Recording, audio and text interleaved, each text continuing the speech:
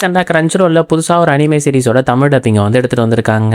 Dropped இன் ஏ dating slim season 2. ரீசெண்டாக இந்த ஒரு அனிமையோட சீசன் 2 வந்து ஸ்டார்ட் பண்ணியிருந்தாங்க.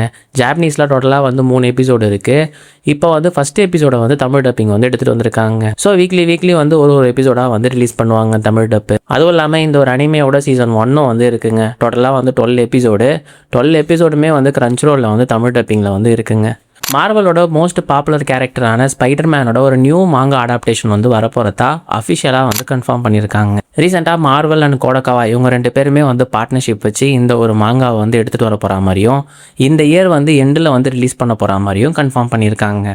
ஸோ இந்த ஒரு மாங்கா வந்து 5 வால்யூம்ஸ் வந்து இருக்கிற மாதிரியும் முழுக்க வந்து மார்வல் கேரக்டர்ஸ் வந்து ஜப்பானில் வந்தால் எப்படி இருப்பாங்க அப்படின்றத தாங்க வந்து ஃபீச்சர் பண்ணுது. ஸோ இதில் வந்து ஸ்பைடர்மேனை வந்து காட்டியிருப்பாங்க, டேர்டெவிலையும் வந்து காட்டியிருந்தாங்க.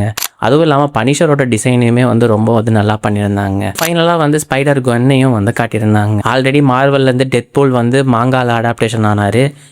ஸோ இப்போ வந்து ஸ்பைடர்மேனும் வந்து ஜப்பானுக்கு வந்து வராருங்க. ஸோ உங்கள் ஃப்ரெண்ட்ஸ் ஏதாவது வந்து மார்வல் ஆர் ஸ்பைடர்மேன் ஃபேன்ஸ் இருந்தாங்கன்னா இந்த வீடியோ வந்து கண்டிப்பாக ஷேர் பண்ணுங்கள்.